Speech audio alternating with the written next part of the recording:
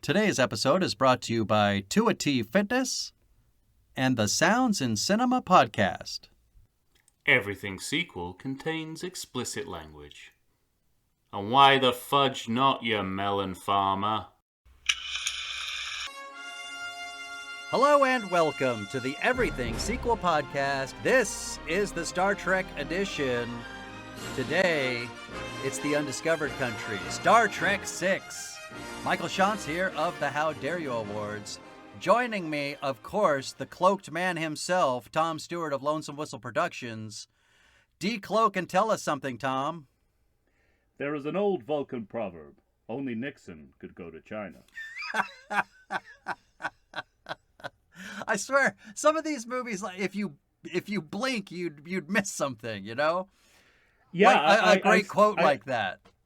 I still contend. I think this film has the highest number of quality one-liners. Yeah, absolutely. Line for line, but it's also a particular kind of dialogue, which Nicholas Meyer seems to have mastered. He seems more than adept any at. other Yeah, right. Star Trek writer, where he's able to kind of balance. It's like a tightrope act between the political realities of 20th century Earth and the fictional universe of Star Trek. Yeah, so you get these lines again and again, like it's well, and I think and that's the to me that's the push and pull of all Star Trek, right? And yet not every Star Trek writer can figure out that balance. Yeah, but Nicholas Meyer has nailed it. I think it goes beyond that because we've talked several times over the last few episodes and in our ranking episode about how literate the series is. Yes. And so even if you take just the title of this movie, The Undiscovered Country, yes, and think about that title, you don't have to know that it comes from Shakespeare. Right. And yet there's, it still feels so in the wheelhouse of Star Trek. Well, and that's the balance that I think that a Nicholas Meyer also brings within the writing, like that in and of itself, Yeah. And also, if you didn't know that was from Hamlet, yeah, a character in this film will tell you, yeah, right, yeah, it's from Hamlet, and exactly where it's from, act and verse. Yes, act, scene, and verse. Well, and then speaking to Nicholas Meyer's dialogue, there's the delicious moment of you really haven't experienced Shakespeare until you've read it in the original Klingon, which is just superb. It is superb. We talked about it a little bit before. I do want to add that it's very interesting in relation to the original series. The character that they would typically give a line like that to was Chekhov, where he would claim all the great cultural breakthroughs of history came from Russian origin. Yeah, and right. In the movie series, it's the Klingons who do that, which I think shows you the kind of shift where, Chekhov represented a Cold War adversary. Yes, right. In the original series, who had, we'd made an ally of by the 23rd century. Mm-hmm. Whereas in the film series, obviously, that would seem xenophobic to do, and also, you're winding down to the end of the Cold War. Yeah. And so the Klingons have kind of filled that enemy vacuum. Sure. That's in dialogue, but it's funny that they're the filling story a of this void movie completely supports that. Yeah. Right? The story of the movie completely supports that they stand for the Soviet Union. Yeah, and it's interesting that we have an in-world fill-in for a void of out-of-world, context within the series itself. Absolutely, yeah. Yeah. Although, another interesting thing is that this is, I think, the only movie in the series where they do a callback to Chekhov claiming the heritage of an iconic cultural text as Russian. Because he talks about the Russian fairy tale Cinderella. Yeah. So, and he's the one who says, "Guess who's coming to dinner." Yeah, right. So they're very. I think Maya and the producers of the film very consciously using that heritage of Chekhov and what he represented in TOS to transition into the Klingons as the new stand-ins for the Soviet Union. And it's indicative of how rich and complex and interesting the writing is Yeah. in this film. Not just And the world itself. how it alludes to the world around us. It also how it works within the canon of Star Trek. Yeah. It'll sound funny to say this out loud, but this discussion in and of itself, what it reminds me of are Looney Tunes, like Bugs Bunny. And Well, that makes total sense to me. Okay, I can good. see why someone from yeah, because it is. It's like it's. You're reminded of exactly how the much same you thing. learned from watching Looney Tunes. As you get older, you realize, oh, Barber of Seville, like that's a real opera. I get it. Yeah. There's the classic Facebook meme that cycles round of I learned everything about classical music from Bugs Bunny. Yeah. Of course, there's the great Seinfeld episode where Elaine says, "If you learn, she goes further and says everything you know about high culture is from Bugs Bunny cartoons." Exactly. But you're absolutely right. I think it's exactly the same. I Yeah. think it's exactly the same dichotomy, and I would say this is one of the most. This movie is one of the most successful examples of that in Star Trek because it can veer both ways. In various different series and movies. The balance is just right here, and that's no accident. That's all Nicholas Meyer. And I do want to add to this, right? That I really don't think Nicholas Meyer gets the kind of credit he deserves. Well, and I was just gonna say the same thing because what I was gonna say, we're dealing with a director who does not start the series nor close it out because this original cast, or at least members from it, linger on a little bit, and in fact, I don't think he had any awareness of that. I think he was he was doing his damnedest to close it out, and they fucking wouldn't let him. Right. But my point was, you're talking about a man who, despite the fact that he did not direct the first movie, he saved the series by directing the second movie, and then he closed for ostensibly he does close out the series. And that lets you... He's trying to. Yeah, absolutely. he's absolutely it's trying evident. to. And that lets you know how the series feels about his self-worth, like how important he is. And he is that important to the series. He is. I just wish that was recognized more widely like you, in I culture. wish he was known for that more. Because if you think, I mean, when if you read anything about Star Trek, the first thing they'll do is throw the fact that the original series featured some of the most famous science fiction and fantasy writers of the 20th century, like, Robert Bloch. But, that was a payday to them. They phoned it in. Yeah, sure. They didn't do their best work there. Nicholas Meyer is doing his best work for Star Trek. Agreed. And his best work is excellent. Well, if you haven't guessed already, ladies and gentlemen, we're talking Star Trek VI: The Undiscovered Country, the mostly closeout movie for the original cast. I would argue if nothing came after this, we would see it that way. Everything that's happened since that has been the problem. Right. There is nothing in and of the film itself that leaves anything open. Agreed. The movie came out in 1991. Once again, we're getting back out of the dregs of reviews from The Final Frontier, which reviewers were not kind to. This movie has 82% on Rotten Tomatoes.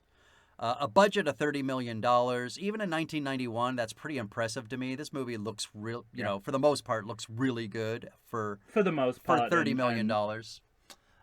There really are only a couple of questionable aspects to how this movie looks, and I bet they looked okay at the time. Right? They just don't look great now. Opening weekend, 18.1 million in the USA, 74.8 million, and in the world, 96.8. I mean, it's a good closeout, and we've talked about Nicholas Myers, and for whatever it's worth, we know he did Star Trek II. He did The Deceivers, Company Business, much maligned movie, and a movie I love, which I think I mentioned before, Volunteers. Yeah. Can't talk me off of that one. Yeah. I'm delighted by that movie. Speaking of not giving this film its full credit, we've been talking a lot about the the non-accidental accidental trilogy. Yeah. in this series. Should we be talking about it as a quadrilogy? Because, as far as I can tell, no part of this movie storyline can happen without Star Trek 2, 3, and 4. I hear what you're saying, but I don't think it's a puzzle piece that fits as nicely into the other ones as 2, 3, and 4 fit with each other, because it's a continuation. It's always a continuation, whereas this one has a time jump. So I think you're right, but... But, hear me out on this. Yeah. There is literally no reference to either Star Trek V or the motion picture. To the point where, and thinking about it, those two movies could sort of happen anywhere in the timeline. Sure. In fact, I would argue Star Trek V is a better movie if it happened between the motion picture and Wrath of Khan. Right. Right. So it's not I mean, if this was loaded with references to Star Trek V, that would caution me from kind of like immediately saying it's the fourth part of the, you know, the accidental, you'd have to call it a quadrilogy at that point. Mm-hmm. But it's not. They are happy to sort of to completely ignore Star Trek V. There are 2 half references to it that I found, and they're both implicit. You could argue it both ways. What are they? Well, you'll have to remind me. Well, again, it's like in the eye of the beholder. Okay. I think Valeris. Valeris is not possible without Sybok. You need one bad Vulcan to establish another. Okay, that's interesting. And then there's the scene. Might be a stretch. And then there's the scene in the penal colony where Captain Kirk looks at a mini mountain and has almost does a kind of look to camera like, this again?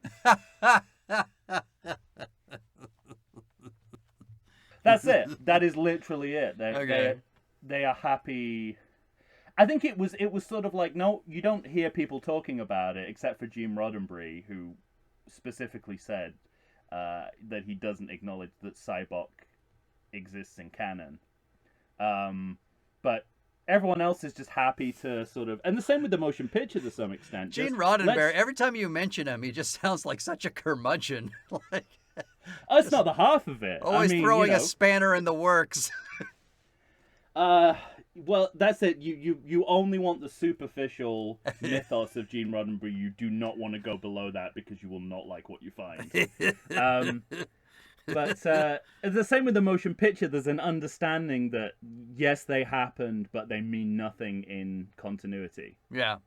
So, anyway, I just wanted to throw that out there because I think thinking that way elevates this movie even more in my eyes. That's interesting. I think it's more purposeful in the timeline of the series than it might look as the testimonial. If you read into his mountain looks.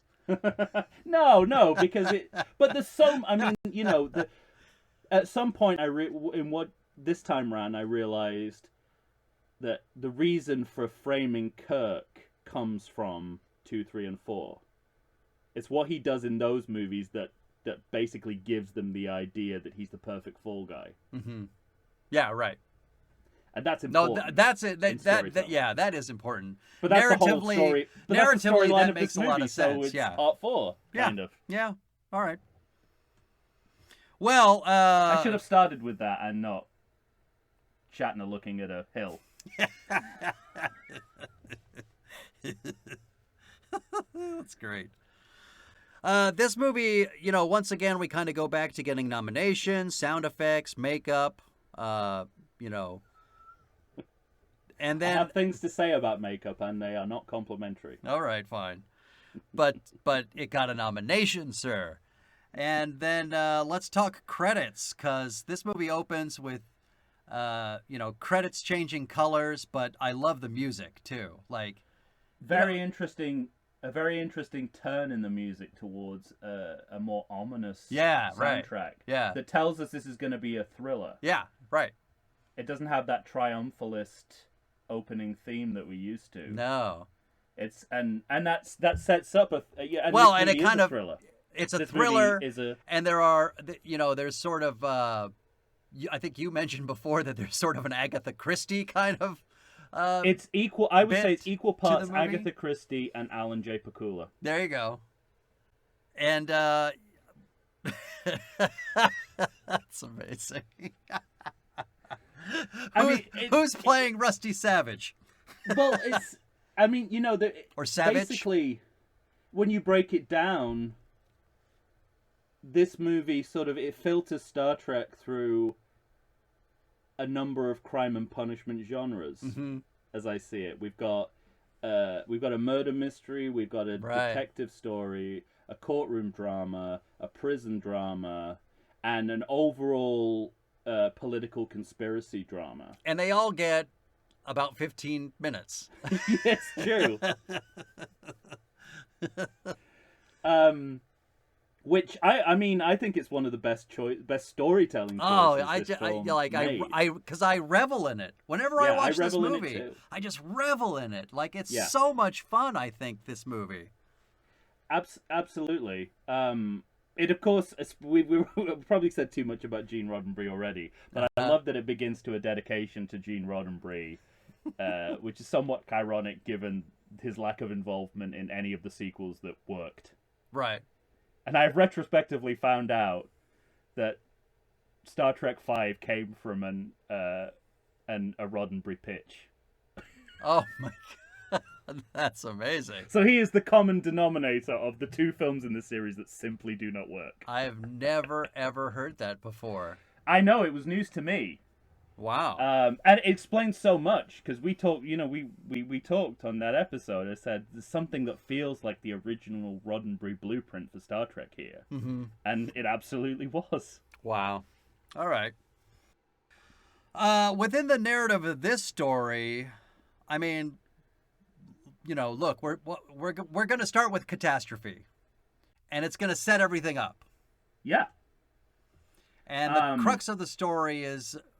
What is it? A mining planet or moon? Or Praxis, yeah. Praxis? It's their energy production planet. There you go. So if it blows up, it's the end of the Klingon Empire. Well, it does blow up. Well, that's what I mean. Like, I think it's literally that simple. Yeah.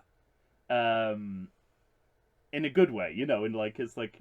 This is the inciting incident of the screenplay. Well, and it feels very... Nothing can happen without this. Yeah, and it feels very much of the time because it feels like they are representing the Soviet Union. Right, the shades of Chernobyl, and we're starting to learn that the Soviet Union doesn't have any money or resources, and the Cold War was based on the idea that they had more than the US had. Yes. So we realize now that they need to come to the negotiation table out of pure necessity. Yes. Yeah. Right. I think that I have that exactly. We in this one scene we've made the Klingons represent the Soviet Union. Yeah, absolutely. And all of it is clear. Yes. Symbolism works best when it's clear. Right. I would say. Yeah. Right. Not when it's muddy. Yeah. And it's all crystal clear here. What is also crystal clear is, George Takei is a natural Starfleet captain. That's my note. My note is Sulu looks awfully good in command. It's so interesting. Like this scene. Did you know that there's an episode of Voyager that painstakingly recreates this scene? Oh no! Because one of the Vulcan crew members of what's the ship? Is it the Excelsior? Excelsior, yeah. Yeah. Is the bucket of bolts that Scotty hates. He is now the captain of it, and but he's also the one in the voyage home when they go and see a new Enterprise. He's the one who says, "Oh, well, I'm hoping for Excelsior." He likes that ship. Oh, that's true. See, it's part 4. I'm telling you, man, it's part 4. Yeah. So, but they painstakingly recreate this scene. They even find some of the background actors in the scene. for an episode of Voyager to show the origins of Tuvok, who started out as a crewman on there, wow. and it picks up seconds after this happens. And the imagery of him with his cup of his tea, which is again, it's like it's just feels like it's been referenced so many times now in other Star Trek canon. It's become iconic.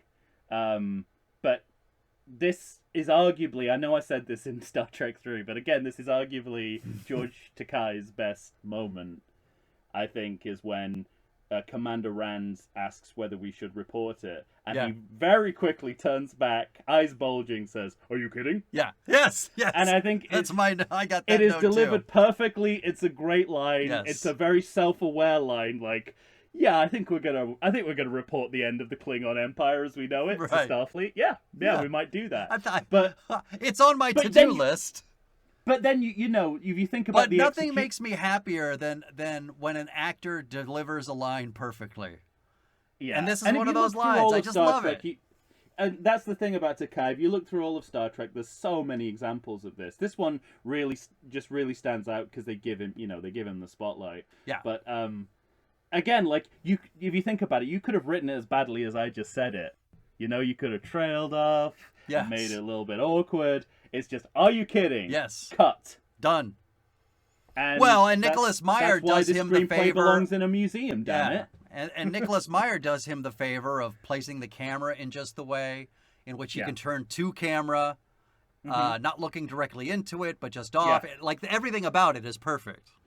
And we at this point, he hadn't come out, but most people generally knew he was gay, and there is something very camp about this moment that I think alludes to that general knowledge that he is a gay man. And in command. Because it's if you think about it, it's a very catty comment for a captain to make. And I like that's. I mean, all of that it makes it perfect for Takei. I think it makes it perfect for him. I don't know how purposeful that was at the time, but you don't get many Starfleet captains being this. Yeah, that's interesting. I think it's. I'd love to see more of him in command. Right. Well, and back home, we're having a meeting about the Klingons. We're finding everything out. Cartwright's there. There's a big meeting. We're like, Captain Kirk, you're going to be meeting the ship. Yeah. And then we have this great scene between him and Spock. And despite the fact that, from what I understand during the filming, there was some subterfuge against Shatner himself, I like the scene. Like it draws the parameters of what we're going to see, I think, really well.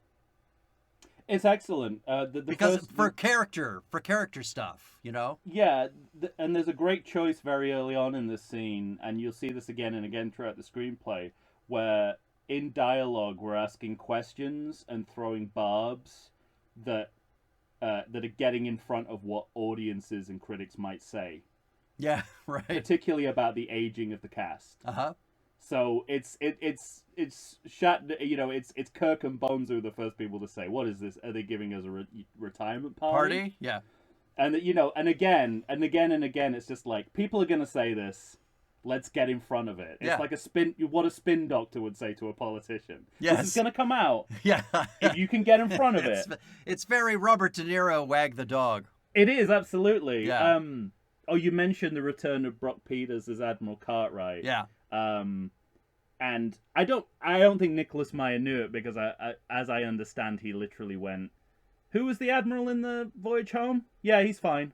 We'll make him the villain." I think that was the extent of it. Much thought as he put into it.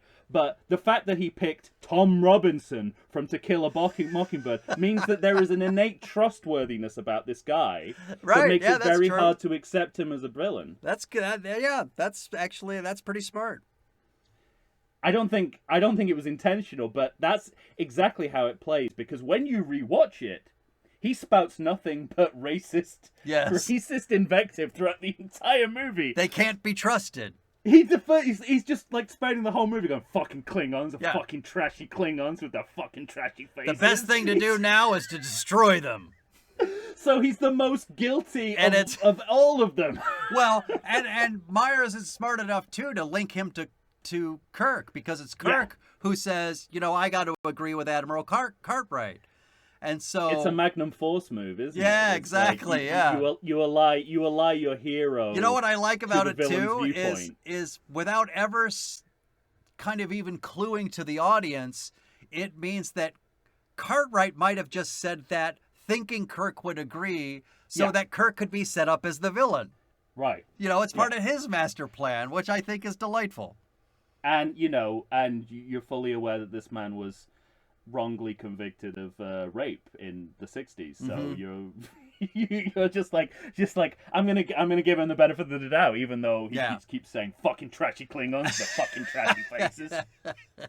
Well, as I understand it, I kind of I hinted at this a moment ago, but from what I understand, the one thing Shatner was really mad about was he didn't want to say let them die, in the sense of that's what Kirk really means. He wanted to say, let them die, and have Spock look at him, and he's like, nah, I'm just kidding. Like, give him that kind of look. And they cut that look out. They filmed it, but they cut it out. Well, and apparently that really pissed him off, but then, there would have been no tension for the character tension exactly for the rest of the film. But it shows how everything. Yeah, it shows how smart Nicholas Meyer is to kind of that shine. One shot would have ruined the entire film. Yeah, he shines his actor on and then does the opposite. But these are things that what we're talking about is what makes this particular movie great for a second viewing. Right. Fantastic to rewatch, because when you rewatch it knowing Cartwright is the villain, you go, it's sort of like, it's right in front of me the whole time. Right. Because he's the one bad-mouthing the Klingons from second one. Mm-hmm. And then that's great.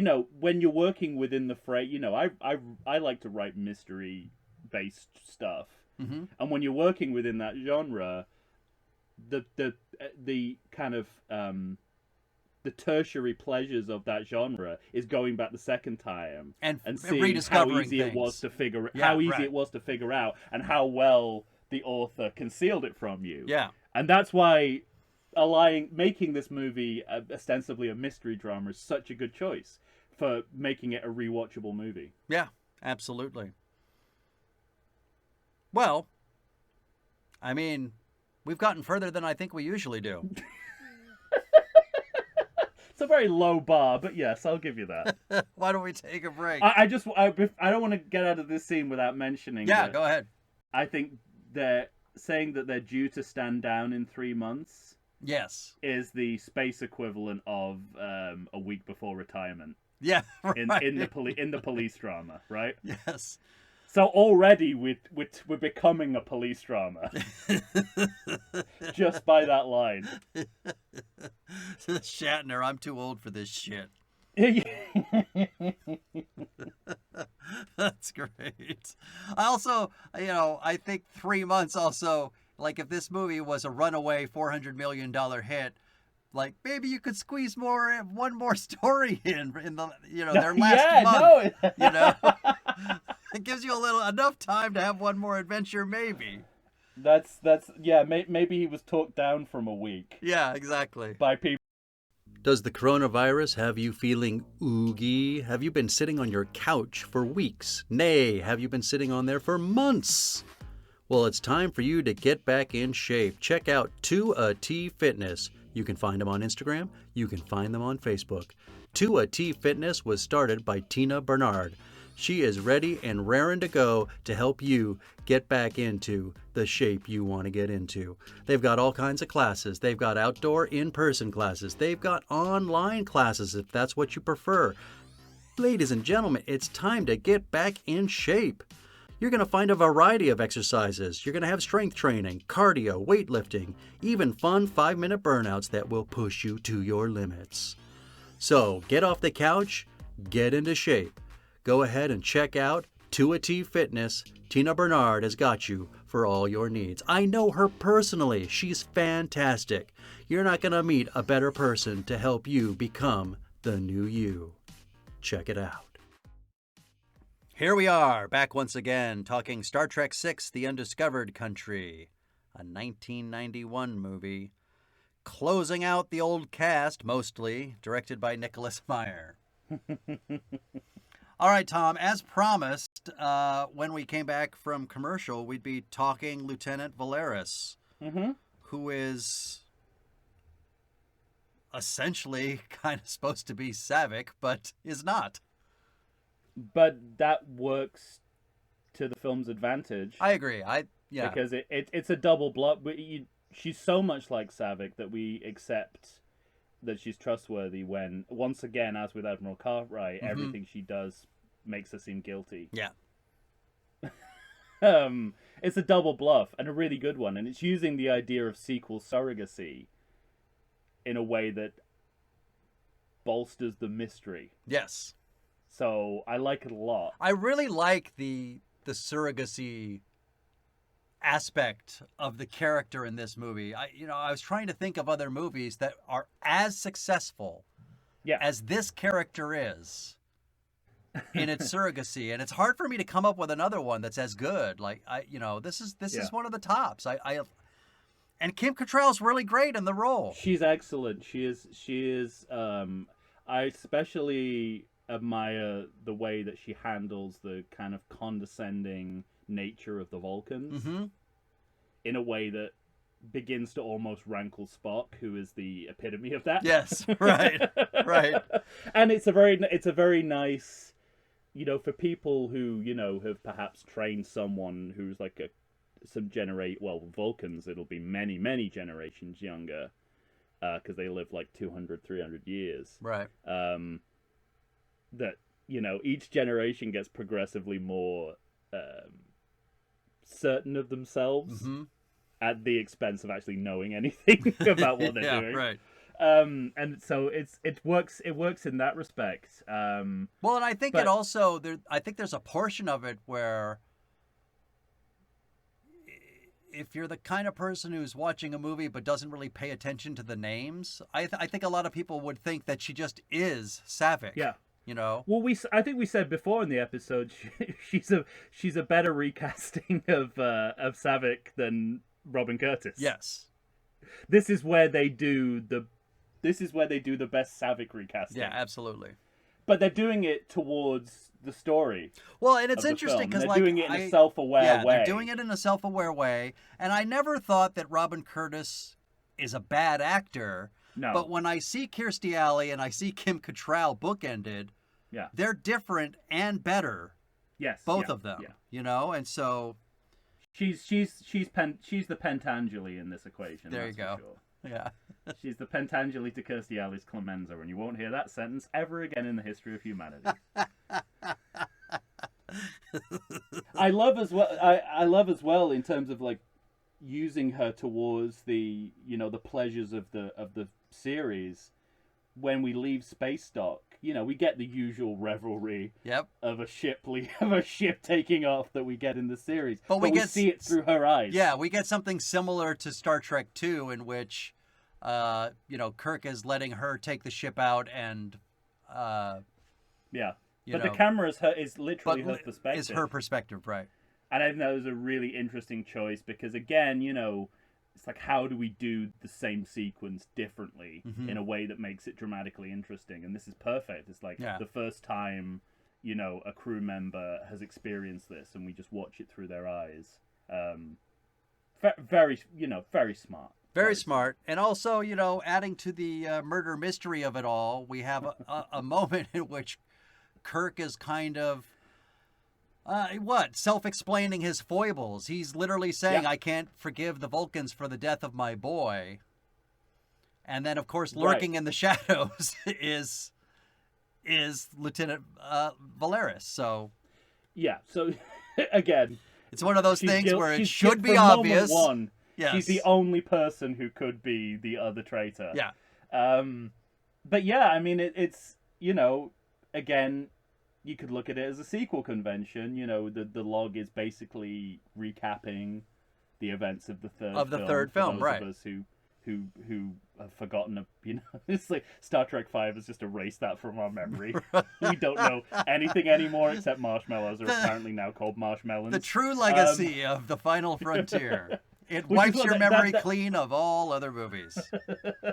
But, you know, I don't think we know at that point, but in totality of the movie, it's a very important scene because it's entire, not only because Valeris is there and she's going to exploit it, but it's the reason why Kirk is the perfect fall guy for the conspirators. Yeah.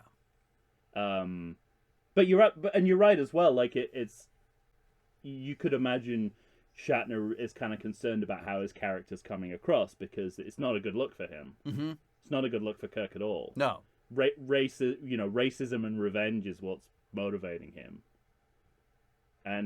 But it's great. It's great character development. Yeah, exactly. I mean, because imagine a character with what is it, 3 seasons of television and then 6 movies.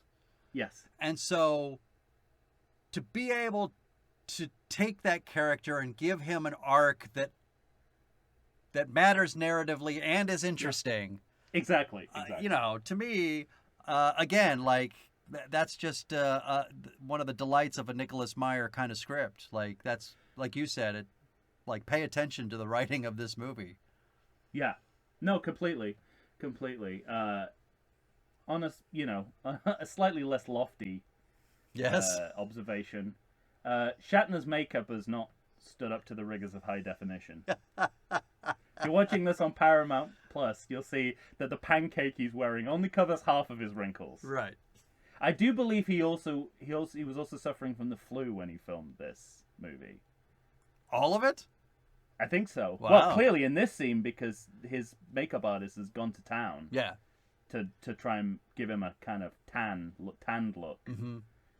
But I mean, you can see that even in the original series. He doesn't have to have wrinkles for that. You know what I mean? Like you get a good... Oh well, the original series is an entirely different proposition. Yeah. But this is high budget, medium to high budget filmmaking. Yeah, right. It's something I would have expected more in The Final Frontier than maybe this. All film. right, fine.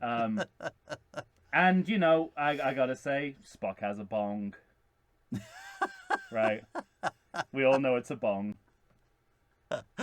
He can spin it as some kind of ancient Vulcan ritual something or other. candle. It's a bong. He's got a bong in his room.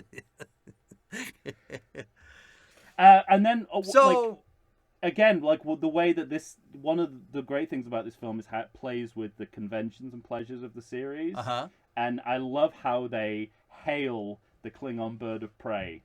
So it's like the beginning of the submarine drama. Uh-huh. But we're opening up communications. Yeah. So that's just a brilliant moment for me of things are changing. Yes. Right. But we know where this normally goes. It's not going to go this way this time. And I'm just curious.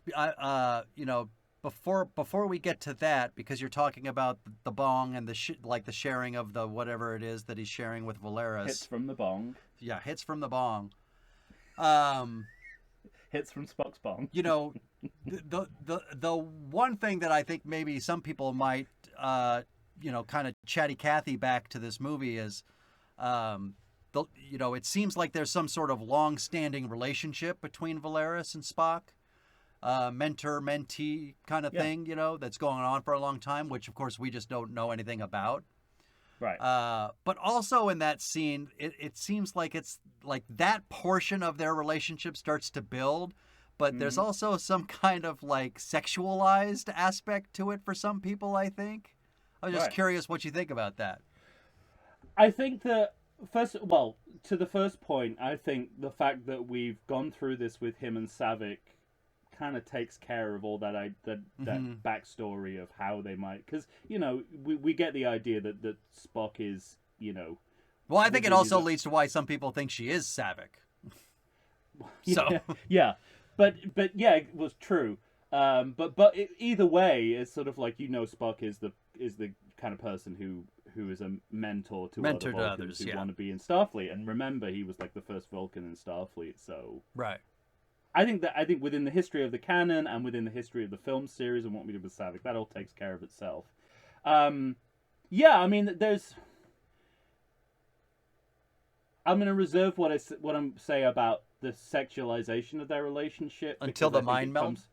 yes, I think that is where I have the most issues. Is not the right word. It's another blowing up the Enterprise situation. Once you start, you can't stop with something. But overall, it really is to me like, you know, the student portraying the master kind of.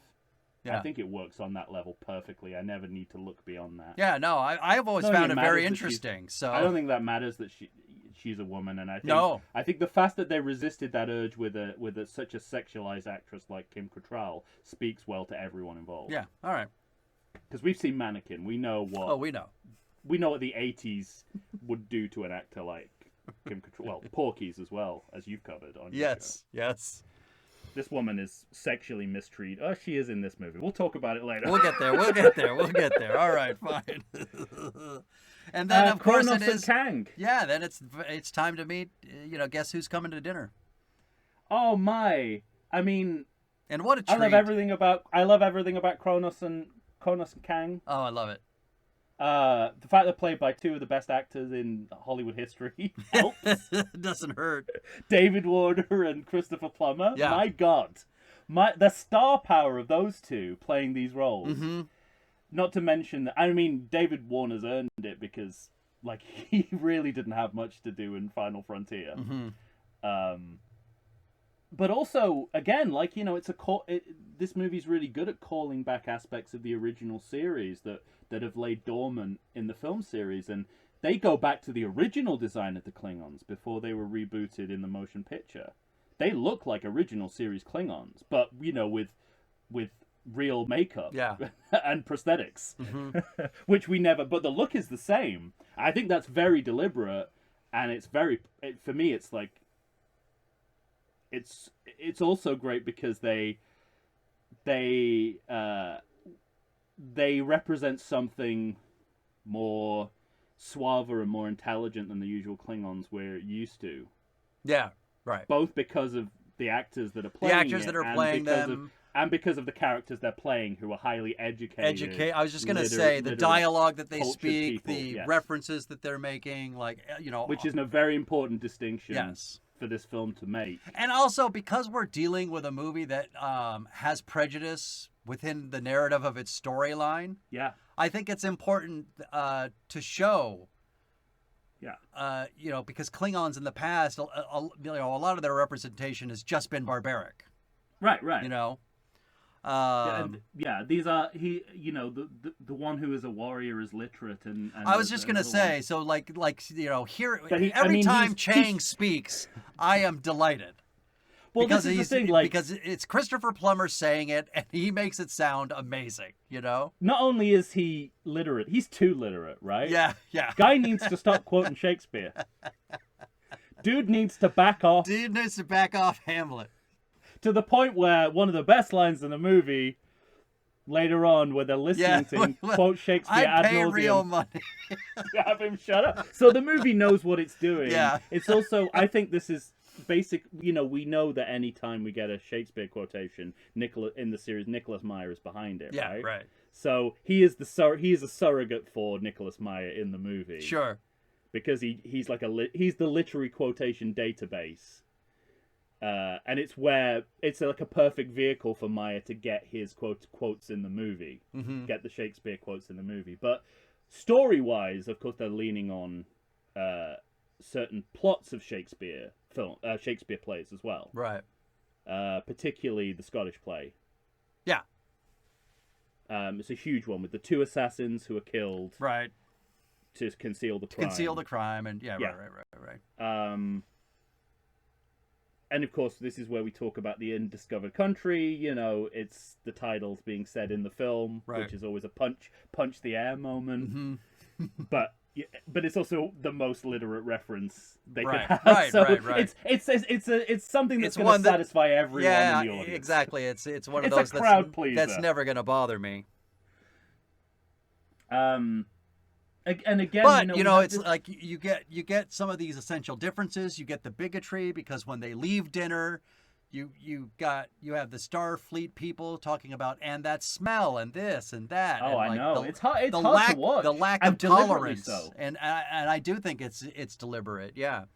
And it's hard to watch, and you know, there is, I think, there is a difference which other Star Trek and other another kind of long running franchise filmmaking doesn't really always get right, which is you can darken your characters without sacrificing their characters, right? Yeah. You can sort of say these our beloved characters can sometimes act below their best. Right. That doesn't mean we don't love them anymore, and it doesn't mean you should write them off. It gives them some place to Yeah. go and grow. Right. Yeah. Jim Phelps can be running the Impossible Mission Force, and just not do his job well. He doesn't have to be A murderer. like an evil murderer, right? You know, Yeah, it's right. that's as simple as it's smart, and you need to put wrinkles in there sometimes so that these characters stay interesting. Yeah, sure. But you don't need to. Well, and some of them work and some of them don't. You try to add a relationship between Scotty and Uhura, and people go, meh. And especially because it was such a half-hearted attempt in the first place. Right. And that's another great example of Star Trek. You know, there's nothing in and of itself wrong with it, but we won't stop trying to pair people up romantically in the show from this point onwards. And that's it's the precedent it sets that's the problem. Mm-hmm. Again, this is another great example of, we're not only using this fictional universe to represent what happened in 20th century Earth politics, we're actually talking about the precedent of 20th century Earth politics. Yeah. So when I can't remember if it's Kang or Kronos who starts talking about, like, the Hitler's Lebensraum, right, finding space for the Empire, that's when Kirk says Earth Hitler 1938. Yeah.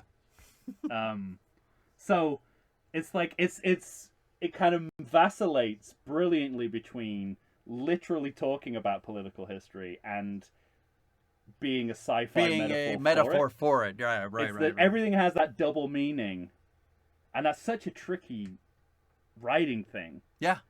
And so I'm always amazed that they get away with it so fluidly here. Mm-hmm. And that's why I think it's good writing. I agree. Now I get the sense, because we're at the assassination point. I know exactly what you're going to say. Carry on. Well, I get the sense that this is one of your least favorite parts of the movie. No, just and certainly from an effects standpoint. Yeah. Well, is that what you thought I was going to say? What did you think I was going to say? That's exactly what I thought you were going to say. Okay. And let's put this in context. So we've already said Star Trek V: The Final Frontier looks like Superman 4: Quest for Peace, mm-hmm. right? It's that level of effects. So this is obviously more cutting edge than that, but it seems what they're doing with CGI just seems to be, now looking at it, the low end of what can be achieved digitally. Yeah.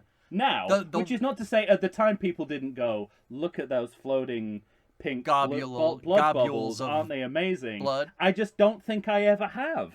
Like, I don't think, I guess, even at the time, I thought I don't think I did even at the time. I remember, Yeah. But I'll tell you the one thing that I always really appreciate about the scene is the moment gravity is restored. Yes! Because I have that exact note. It saves everything to me.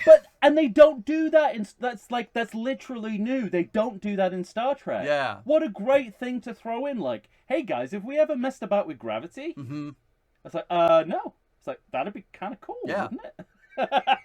Couldn't we make something? Let's like have that? our assassins enter with gravity boots. I also think it's funny that the CGI blood is the same color as the titles. Yeah, except that it's the same pink. It's a very period specific pink. The start of the titles, anymore. Like if you notice, the titles go from that kind of purple to color-coded, pink to blue to green. Then they kind of travel back and then come back again, but I'll tell you what, this does ramp up the murder mystery moment of it all, because it really it's fantastic. It does with feel the masked assassin. Yeah, like the covert attack.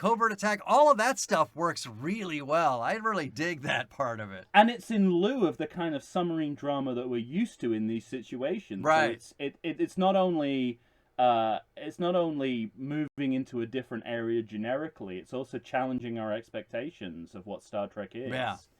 but replacing it with something equally gratifying in a genre entertainment sense. Absolutely. It's not like, they suddenly became like, I don't know I don't know how you'd sort of fuck that up, but to me, it's like I love watching submarine movies as much as I love watching Agatha Christie murder mysteries. Sure. Right? So you're appealing to the same demographic. And you're getting both in one, right?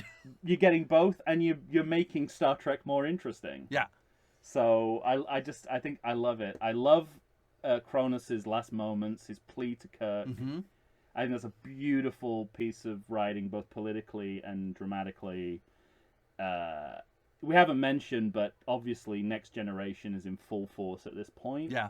With a much more utopian, pacifistic view of space relations. And so whereas the previous movie, Final Frontier, was pretty much the brief was, stay in your lane. Mm-hmm. Like, Next Generation's on, you do your thing, stay out of our way. Yeah. There's way more interplay between the two here. Yeah, and yeah, this yeah, is where yeah, I get a yeah. real sense of that it's really interesting. Like, I say Star Trek V was like, stay in your lane. They did try and solve some of their budget problems by filming on the set of The Next Generation and occasionally stealing some of their props when they forgot to build some. That's or ran out of money amazing. to build some. So, but in this one, the moment we forgot too, I want to ask you, because you're more of a Trek file than I am, I think. The moment where he surrenders. Because that's like center frame, camera moving in on Kirk. We surrender. Yeah. And like... That's great. It's a perfect inversion. Had that ever happened before? I mean, probably not as...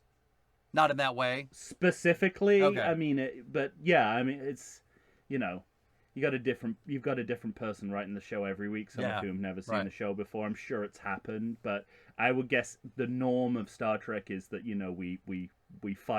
we fight to keep the Enterprise. We don't give up. We don't surrender. It's certainly a sense that this is new territory. Yeah. Like, we don't quite know why, but we're in the wrong here. Yeah. Well, but I also love, I love, before he does board the ship, I love everything that Kirk says. We're not going to be the instigators of full-scale war on the night of whatever it is, interplanetary peace. Or yeah. And this is, it's shortly after that, well, first of all, Spock becomes captain, which is, a big deal in world. In world. But he simultaneously also becomes Sherlock Holmes. Yes. At exactly the same moment. Well, and also there's the great moment, because when you go back for repeated viewings, you get to see something you didn't see the first time or pick up on the first time in terms of... You're talking about the Meridian patch. Yeah, about how Kirk's going to get back. And so, again, it's just one of those smart things. Making it rewatchable. And this is fascinating, because in terms of the Next Generation, because, they've already had episodes of that show recurring episodes in which Data plays Sherlock Holmes in the Holosuite. And so it's tying into that, but again, obviously it's telling us that this has become a detective story. Yeah. In the clearest way possible by making... Well, Spock actually quotes Sherlock Holmes, which he describes as one of his ancestors, which I think is a brilliant... Again, like, everyone wants to claim the good parts of whatever culture for themselves. Yeah. But it's brilliant, because generically where this is going. It's going to be a detective story for at least the next 15 minutes. Yes, right. While we simultaneously have the Pakula, because we're going to have a courtroom drama, followed by... Which, again, is more sort of ingrained in Star Trek. They love putting Kirk on trial. But... obviously, in light of this movie, which is clearly like a Law and Order, Crime and Punishment. Yeah. Because we're going to get our prison drama too. Yeah. So we get simultaneously we get the court followed by the prison drama while Spock is doing his Agatha Christie bit over both of them. And Chekhov. Yeah. Doing his less good Sherlock Holmes act. Right. Which throwing us off the scent. The comedic borderline of this movie for me. Really? Anyway, we'll talk about that when we get there. Okay. But right now I want to talk about the Klingon ambassador walking straight out of the voyage home and coming straight back in. into the as if courtroom. no time has passed. he's sort of picking up the same tirade. Yes. That he left voyage home saying. He comes back and he's like, "It's Kirk. He could have said, I told you. How many times have I had to tell you this renegade asshole is responsible for everything?" It's another tick in the column of the quadrilogy in my It is. It absolutely is. But we also get the connection to the Next Generation. Because we get Commander Worf. Yeah. Yes. Who is one of Worf's. Yeah, there's much more. And but I guess it's supposed to be his, what, great-great-great-grandfather or something? Probably not even that much. Great-great? Probably, he could conceivably be the grandfather. It's only like 80 to 100 years. Okay. Has elapsed. I mean, McCoy is alive in the pilot of Next Generation. Yeah. But that's great, and the fact that he's defending the humans in the Klingon Empire, I think, is a brilliant touch. Yes. I mean, I think Michael Dorn and Worf, one of the greatest characters and performances of Star Trek. So I'm always happy to see him. I think he's used really well here. He is. And also, they're not putting too much on it. It doesn't feel fan servicey. Right. And it really could have, because Next Generation is way more of a hit than it was when Final Frontier came out. Mm-hmm. But it's a chronological illusion that both makes sense and is compelling. Mm-hmm. And works for the story. It's not disrupting anything. I'll tell you the other thing they do that I like. I mean, it's a small thing, but there are a couple of movies that I think about when you're talking about any kind of foreign language being spoken. And the previous year is one of them in Hunt for Red October, and the other one is this movie.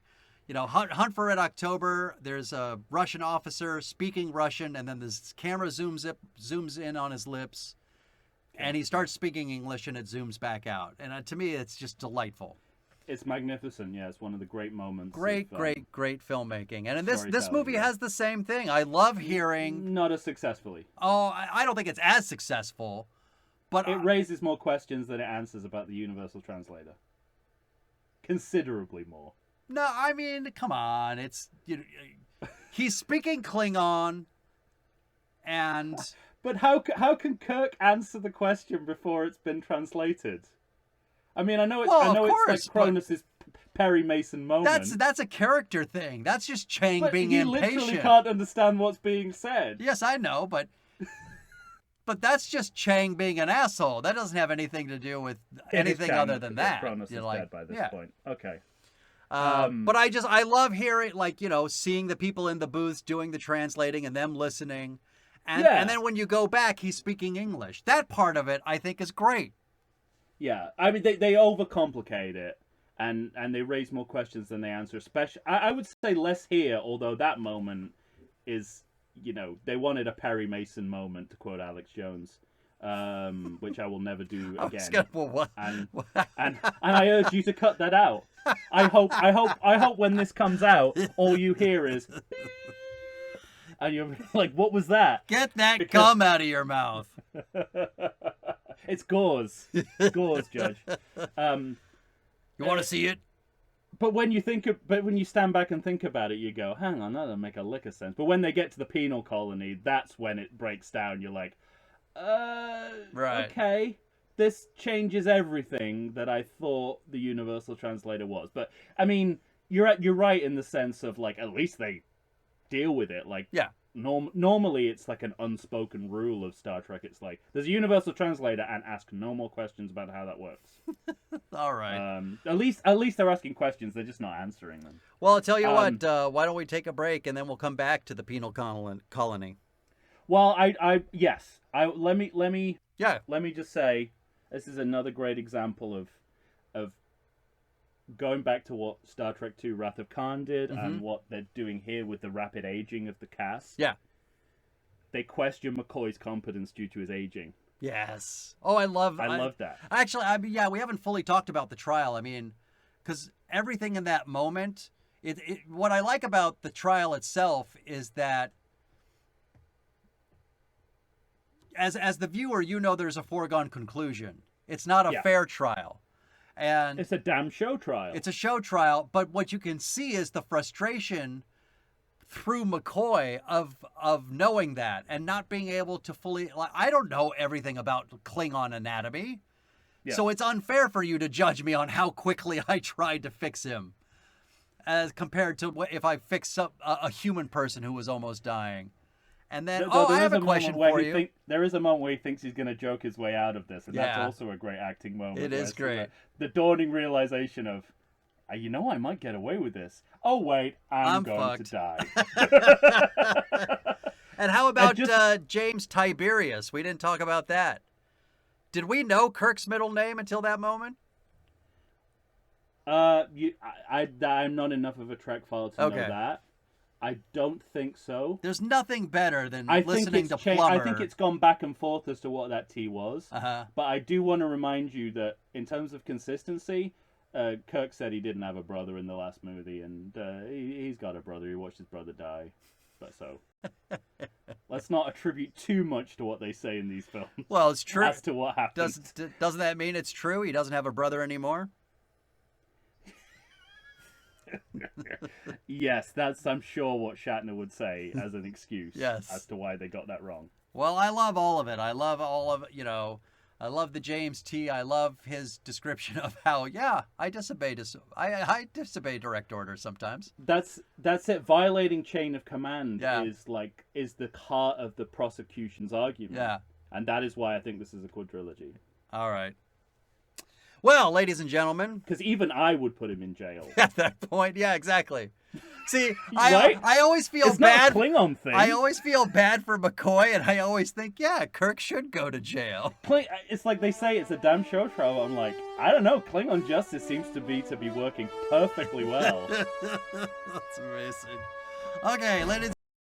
If you like podcasts like I do, boy, do I have a treat for you. You need to stay on target and check out the Sounds and Cinema podcast.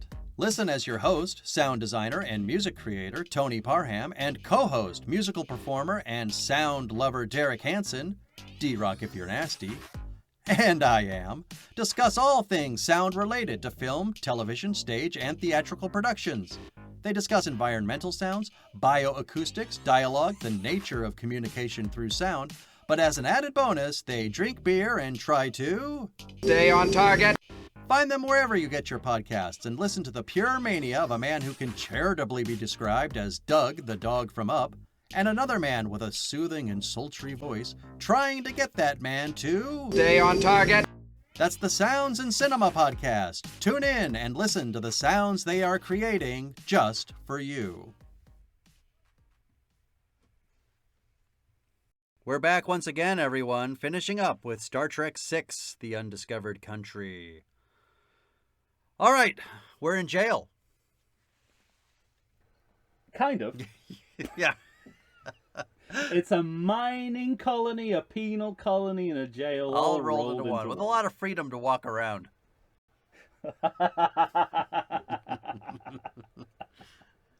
And bunk beds. It's this film's excuse for a weird alien parade. At least we don't have to go to a space bar to get exactly to find it, right? And as you hinted on our way out to commercial, we get Iman. Good God. How do you feel about Iman? I just always remember thinking, good God, she is beautiful. Oh, yeah. Even with her yellow eyes. This might surprise you, but I think she's really effective in this part. I think so too. No, it doesn't surprise me at all. I agree with you. Possibly all the odds. Yeah. I mean, the Bowie connection helps establishing her as an alien. Mm-hmm. But she also has these kind of Grace Jones quality. Which I was just going to ask you, does she work better in this movie than Grace Jones does in A View to a Kill?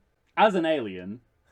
But I think it's her Grace Jones-ness that also helps. Yeah. I think it kind of works. I think she's maybe one of the best things about the colony. She is. I'm ambivalent about this part of the movie. This is I'm not ambivalent, but it's we're hits not and misses when you get to the colony. Yeah, I mean, there's not enough there. It's awfully late in the film to be going there. Yeah, and we're not there for long because it's longer, built, but longer than we should be compared to the other kind of crime and punishment elements of the movie feel organic in a way that this doesn't.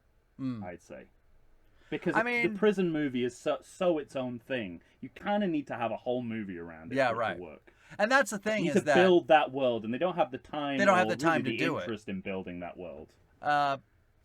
Having said that, and confined to the constraints of their story, like I think it comes off okay. There's some good stuff in there. To me, the biggest problem is plausibility. The way they set up this place. Well, because that's what I was going to say. Kirk and McCoy would be dead as soon as they hit the surface of the planet. Yeah. And they set the prison colony up as an inescapable place, and they're gone like 10 minutes later. Right. But also, I'd say I think they would struggle in the TOS era to survive this colony. The idea that these men who were 3 months away from retirement, yes. and let's say in real life a good 10 years past retirement, are going to be able to handle any aspect of this is just ludicrous. Mm-hmm. And it's, given that the film is so good at incorporating the aging of the cast into the story, this is where it feels like we just got to conveniently forget that these guys literally could handle no aspect of this experience. Yeah, I mean, I think the movie does the best it can to let Kirk still be a fighter like he is in the original series. Well, he smokes that space joint, and that seems to give him, the energy he needs to survive. Right. Yeah, it's... But again, it's just one of those things where there's no way you can't struggle with that because of the age of the actors. But also, I think they do make generally do make some bad choices. There's a lot of anti-trans humor here that I think should be confined to the garbage dump of film history. Sure. A lot of early 90s movies have this specific problem, which is distressing, but, historically, it's predictable. It's predictable and of the time. Yeah. But still, I kind of, I'd like to think, of course it's not always, but I like to think Star Trek is above that sort of thing. Right. At least when they make those mistakes, I like to think that it's out of naivety, but this seems more directed humor. Mm-hmm. Like actually, trying to make fun of trans people. So I don't like it. The Kirk versus Kirk thing, it's a callback to a TOS episode. It is, but doesn't really, but it's a bit of a damp squib. It's also where we get an awful lot of ham from him personally. Yeah. It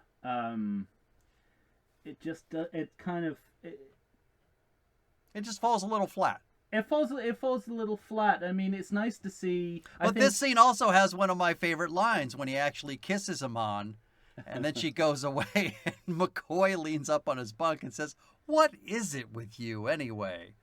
Well, which is a great reference to the entire series, because the big joke is that, Kirk is dipping his wick into just about anything he can. And so that to me is self-aware and funny in a way that it always gets a laugh out of me. And because Nicholas Meyer is Nicholas Meyer, when there's an opportunity for great character work, even here, it doesn't really matter that the prison aspect of it doesn't really matter whether that's working or not. Yeah. It's still Kirk and McCoy talking to each other. Great, just great scenes between them. They talk about Kobayashi Maru. Mm-hmm. They talk about being afraid of the future. Yeah. And this is where I'm like, oh, if they'd have only stopped here. Mm-hmm. Like, if only this was the last time we saw Kirk, and McCoy for that matter. Right. I'd just be like, this is perfect. Right? This is, and it's also, in its way, it's doing what Star Trek IV did, which was to sort of address questions posed in Wrath of Khan Yeah. Or imagery again. It's like, how is Kirk gonna deal with aging? This is a follow up to that. Well, in the very end of it, It shows that kind of authorial continuity that the same person wrote. Yeah. The first part of that story. And we've also been talking about the mix of genres within this movie, and I like the button on the prison scene because, you know, they have guns drawn or phasers drawn on McCoy and then Kirk, and Kirk says something, well, why don't you at least tell me what it is you're doing? Well, since you're gonna die anyway, why don't I go ahead and tell you? And then they're beamed aboard. He's like, why couldn't you have waited just to say? He was going to tell us the whole thing. And that's a pretty good joke about, you know, sort of the in-joke of genre and that kind of, and it's action how murder films. Mystery, it's good murder mystery writing, Yeah, isn't it? yeah. It's the guy who's about to tell you who the murderer is, and then he's poisoned and he can't finish the sentence. Right. You know? And it's done in a very self-aware way, and it gets away with the big coincidental nature of it. Yeah. And it's very funny when he gets back on the bridge and he's pissed. Yeah. Just like, we saved your life. Would you like me to put you back? Yeah. He's like, it's a Frankly, we're survived. We're surprised you're still alive. Yeah. And I would say, I think I was saying before. I mean, the back half of this movie, it's just it goes back and forth in terms of quality a little bit, and the comedic borderline for me, like as in. Having seen this many times, I both like and don't like it in different viewings. Mm-hmm. Is when Chekhov, when Chekhov does his own version of Spock Holmes. Yeah. But it's the comic sidekick version. Yeah. Because he's getting it all wrong. Because he gets it wrong. And I'm sort of like, it's a little bit like, you know. They always make the joke on ABCDTOS about the joke at the end of the episode. There's always like a lame joke that ends and it's always accompanied by do do do, and that's how you know it's a bad joke. Right. And it's a little bit like that, but also I sort of kind of like it because it feels like he's Watson to Spock's Holmes, and it does feel like he's those... Watson, and I also kind of like. I think what you gravitate to in liking it is his performance because of. How arrogantly and how smugly and proud he is of his discovery. But you know, it reminds me of and I know this is not an accident because Nicholas Meyer is writing it and he knows his literature.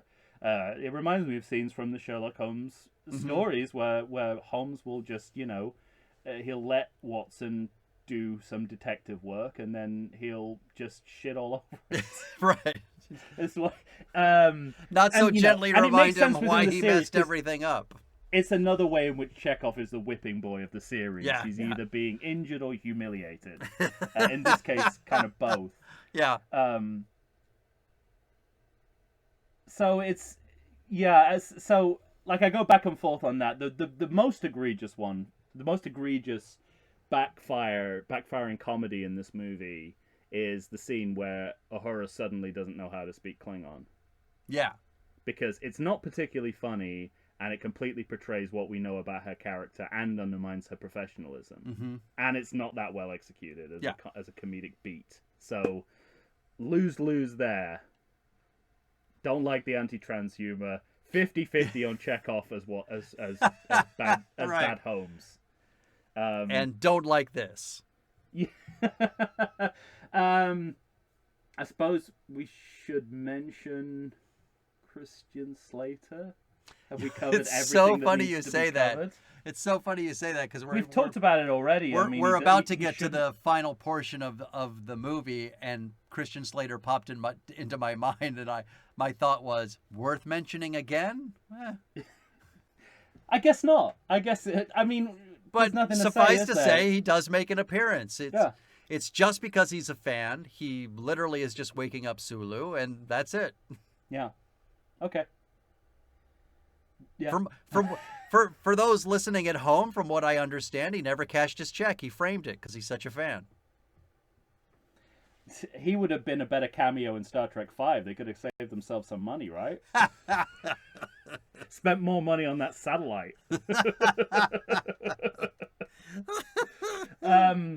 And yeah, with before they get picked up by the Enterprise, Kirk and McCoy, there's these vast wasteland walking shots, and it just feels a little bit like we're lumbering towards the end of the movie, which is never a good look for Star Trek, but it's definitely not a good look for a mystery, Right. For something which I you think keep interest in. Yeah, literally, I think it's hey, listen, wherever they went to, Greenland or wherever they filmed. Yeah. Those shots. Listen, we spent the money to get here. We're going to show you some of where we went. Right. You know, and try to make it worth our while. It's interesting. There's like callbacks and call forwards. The Kirk versus Kirk. There's an episode of TOS like that. What Iman or Martia, whatever she's called she's sort of looking forward to Odo and the changelings from Deep Space Nine, the shape-shifting.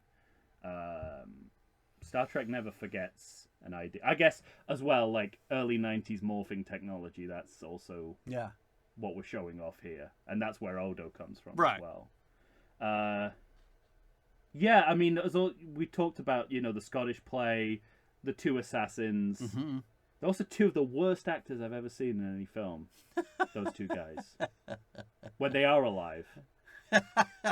Like, I've seen non-actors in Star Trek do a better job than these two guys. Yeah. It really, bad performances really stand out in Star Trek.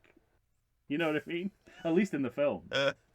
Well, I think because we're wrapping up the murder mystery. So we get the mind meld. Okay, here's what I have to say about this. Spock's moment of anger, I think, is Leonard Nimoy's best piece of acting in the entire series. Nice. Might even be TOS. I don't know. I mean, there's a lot of great Spock in TOS. Spock is usually the best thing about every episode of the original Star Trek. But I think I can't remember a moment where he's literally playing with all the dimensions of the character at once. Mm-hmm. Like, you see it all happening: the human side, the Vulcan side, the aging mentor. Yeah. Like how he feels about disappointment. Yeah. And betrayed. I love that Kirk and McCoy are in the shot. Yeah. Like, they're not pulling focus, but they're in the shot. Yeah. Because that dynamic is, you forget that, like, it literally is a triangle. Like, Kirk Kirk is, Bones, as the last movie reminded us. Yeah, Bones and McCoy are two sides of Kirk. Yeah. But Bones and Kirk are two sides of Spock. Yeah. As well, and that framing it that way reminds us that way. Mind melding as an interrogation technique, again, it's another callback. It's a TOS classic. Mm-hmm. But in this instance, it's represented as mind rape, which is I'm not saying it's okay in general. I'm saying in this context, it kind of works because the discomfort and the idea of going too far is what gives us the dramatic tension. It gives it dramatic tension, and it does feel violent. Yeah. It's meant to feel uncomfortable, but it's meant to be that way. And also, I think it goes further because of the great acting that Kim Cattrall's doing in the moment. Like she's just killing it. And again, I think the problem is that future Star Trek writers would take this moment. I think they got away with it here because of the context. But I mean, Counselor Troy in Next Generation spends the back half of Next Generation getting mind raped every other episode. Yeah. I think this is something they're like, oh, we can use this as a plot device, and they never stop doing it. Yeah. But in this moment, it's pushing it because it's if you think about how much Kim Cattrall has been exploited sexually in cinema, it's like I kind of wish we didn't go there, but I think in context it just works. I agree. But yeah, again, they just won't let go of it, and that's when it becomes offensive in the repeated tropic use of it. Yeah, that's when it becomes offensive. I love the fact. I mean, Nicholas Meyer knows his crime literature. because Spock starts off as Sherlock Holmes and he ends up as Philip Marlowe. Right. He starts speaking in this hard-boiled detective dialogue when he says, "I've been dead before." Yeah. Well, that's such a Philip Marlowe, Sam Spade line. It's good. I love it, and I've got to think that's all deliberate, right? Oh, I mean, think so. Meyer is a literate Meyer enough is guy, such a literate, yeah. and he obviously the Sherlock Holmes is overt. I think this is not as overt, but it's definitely feels like post 1930s. Well, crime we literature. kind of started this episode talking about the great one-liners. Yeah. And in here is the moment where Kirk says, Spock, let me tell you something. Everybody's human. Everybody's a little bit human. And his again, response is just, like an all-timer. I find that remark insulting. And it's amazing. It's also a testament to how like Meyer's script has a deft way of combining the sci-fi particular with the universal commentary. Mm-hmm. Like the fact that that line is spoken from a position, it's a humanist point of view that's being expressed here. It's a human-centric point of view, and it's also called out by Spock, who's like, there's more than humans in the galaxy, right? Right. You are like one species in this massive galaxy. Yeah. I think we've had some kind of wonky moments in the second half with the penal colony and some stuff that just doesn't really work. But then the movie climbs back to its former glory in these last 10-15 minutes in a way that is spectacular, even for this series. Even for this, it's so satisfying. Because we get our battleship moment. Like, the movie's been kind of, like, deferring this pleasure of us getting... And it's, I'd say, the best one in the whole series. I think so, too. 2 ships firing on one? Yes. Come on. Mark that explosion and fire. Doing surgery on a torpedo? Yeah. Christopher Plummer shouting Merchant of Venice quotes? Mm-hmm. Willy-nilly? In the Not meantime... Mark, target that explosion and fire. But also, because you have the surgery on the bomb, you have that moment where he says, I'd pay real money if he'd shut up. And he, Chang, Christopher Plummer is just throwing out Shakespeare left and right. Yeah. And when Kirk finally gets what he wants and McCoy says, she's ready, Jim. And the moment where the camera pushes in on him and he clenches the fist and says, fire, is amazing. It kind of feels like there's the equivalent of the final episode, the final few episodes of Deep Space Nine, where it's like, this is our chance to do a space battle, right? This is our window, and it feels like the same here. It's like, we've got to do something that, one, you've never seen before, and two, is everything you've seen before. Yeah, but in a way you've never seen it before, right? And they just deliver on that, and that's not even the end of the movie. They deliver on that idea of, a captain and his shipmates at the end of their rope using their wits, to outsmart the enemy and foil the crime. Essentially, you know what I mean? Yeah, so it satisfies on all levels for like every genre that the movie is. It satisfies on all levels. But that's it, because, we're already cross-cutting into we're consolidating the political thriller side of this with, the assassin in the rafters straight out of the Manchurian Candidate. Yeah, right, exactly. Or, the Dead Zone, I guess, which itself is, I guess, a bit of a Manchurian Candidate. The Parallax, whatever. Parallax View, yeah. We're playing our genre references on the sleeve in a very satisfying way. Mm-hmm. This scene at the Kidima, which, believe it or not, is a name you'll hear quite often in future Star Trek properties. Is that right? The Kidima Records. Oh, before you go on, I also want to talk, because we were talking earlier about how great the look of Captain looks on Sulu, and there's that moment where they're trying to catch up and get to Enterprise, and I love that moment when. The whoever it is says, she's gonna fly her apart. He says, then fly her apart. Yeah. Where he's taking no guff. He's like, you do exactly what I told you. I'm your captain. But I don't care if the ship flies apart. Do it. And it's great. Yeah. And we kind of we were I speaking for you, but I think we were okay with the last film being more like central trio centric. Yeah. Right. Than perhaps other Star Trek movies would be. But in this movie, it feels like every member of the crew is useful. Yes. I mean, Uhura saves the day after, the ridiculous nonsense from before. Right. Bones, uses his surgical skills to modify the torpedo. Yeah. Sulu returns to help them out of loyalty, disobeying orders, pulling a real Jim Kirk. Yeah. It's like, well, both the character of the character matters. Well, and that's the Christian like who Slater they are, part. but also the characters themselves, like all of they're all part of a jigsaw puzzle here in a way that literally they could have all sat out Final Frontier. It could have just been those three guys on the ship. It would have made no difference. But here it really feels like they're not artificially just thinking about, well, how does Bones fit into this? How does Uhura fit into this?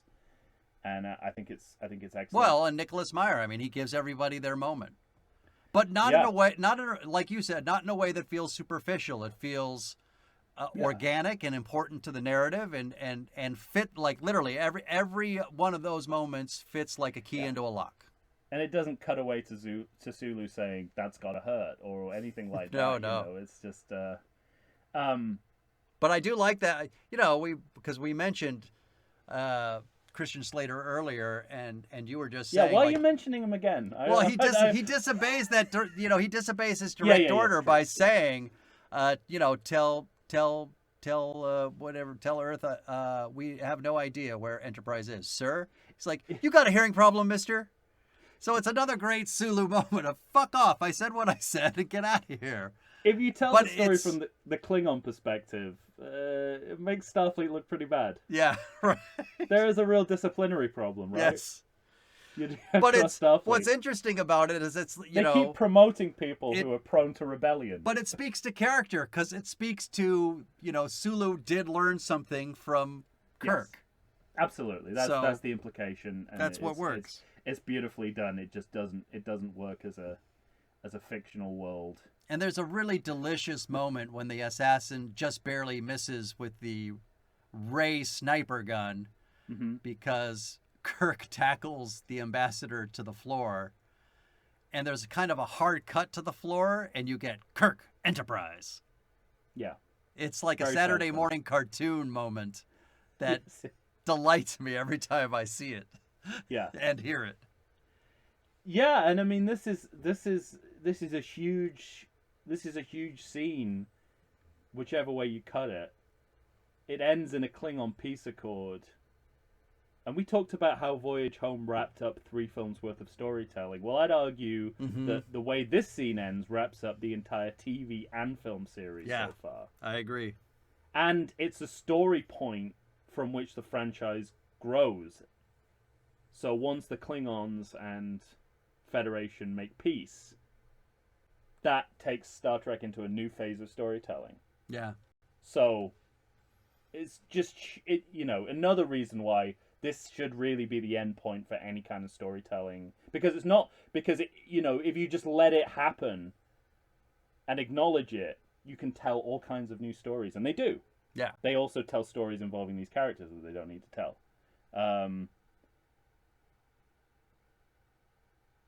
I guess so. We've talked about what a great move it was to make Brock Peters the villain.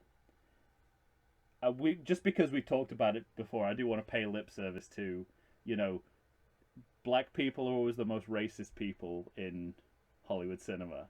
Like, if they get a chance to make a black person racist, they will. Right. And then they think they're being anti-racist by doing that. Right. If you make a black person racist in a sci-fi context, that is the equivalent for white people of anti-racism. But it's also in keeping with a franchise which, decided to discuss segregation by painting half of Frank Gorshin's face white and black. Like, Right. that's the level they're working at. Yeah. But, that's all. I just wanted, I didn't want people to think that I hadn't thought about that. Mm-hmm. I understand. Decommissioned. Yeah, second star to the right and straight on till morning. It's the end of the original series era that ends with one final act of insurrection. It's really a tribute to the rogue legacy of this series, isn't it? That it ends with them plainly disobeying orders. Bye. To hell with them. It's funny that it ends as the motion picture does. Yeah. Right, with them. I mean, well, a few of these movies end with them setting off into space. Yeah. And then the rest of the movie to me is all about convention culture. Yeah. Oh, right? Absolutely. Because first we get that autographable wide image of the bridge. Right? Could literally freeze frame, take that to a convention, and everyone signs their name. Right? I mean, that's clearly what that image is all about. Then you get autographs in outer space. And it's kind of like the final few lines of this movie that it's such an official passing of the gauntlet to the next generation. To next generation, yeah. I'm saying another crew will be on the ship. Mm-hmm.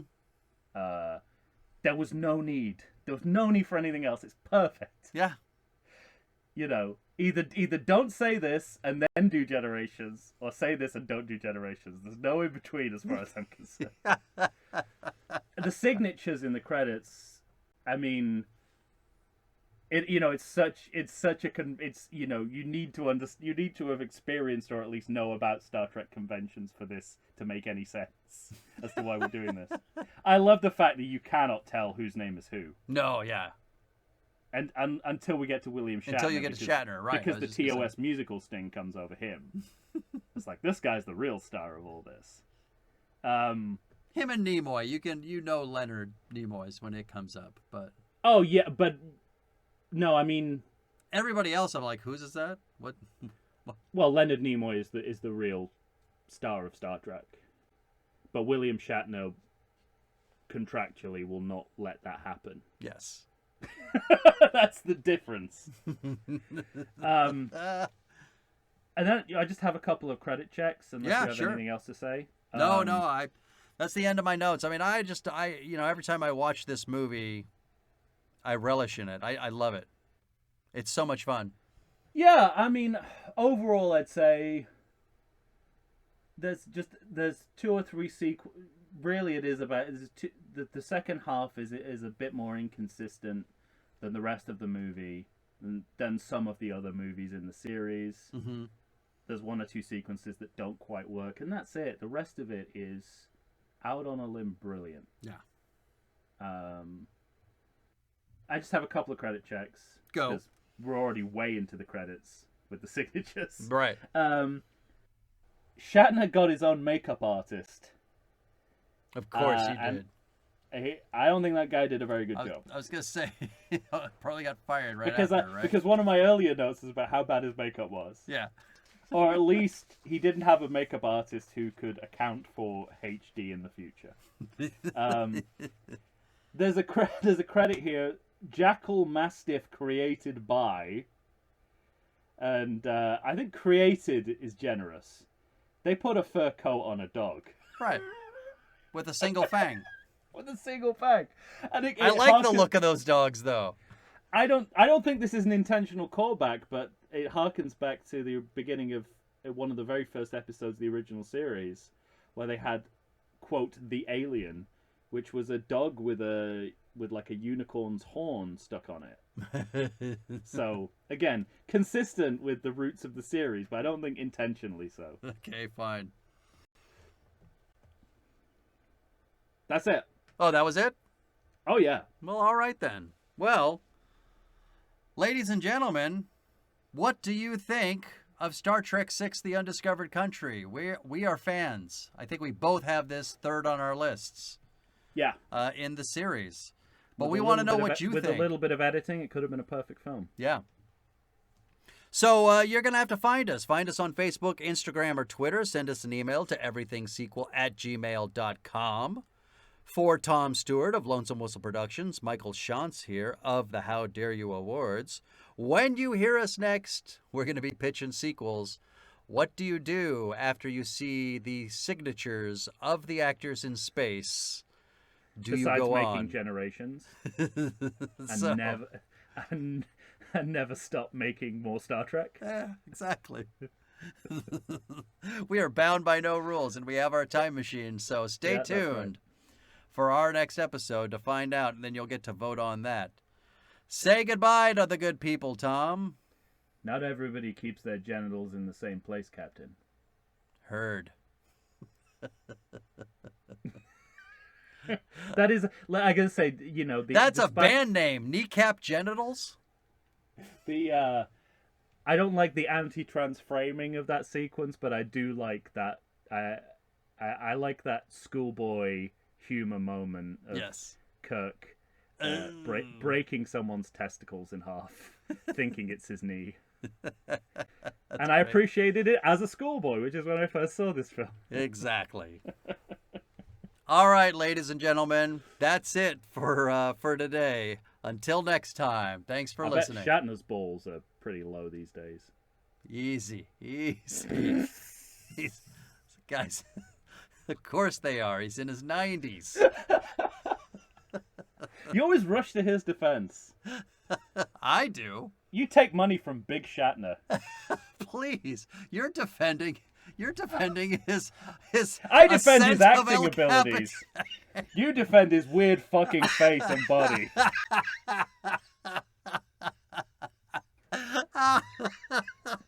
Fucking Shatner's fucking crash face.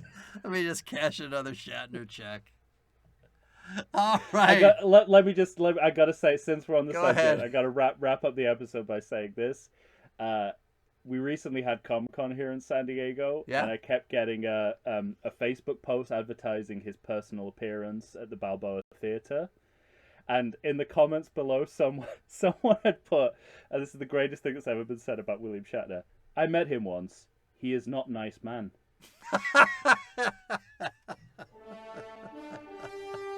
Signed, G. Takai. Yeah, right. That's great. All right, everyone. Thanks for listening. We'll be back.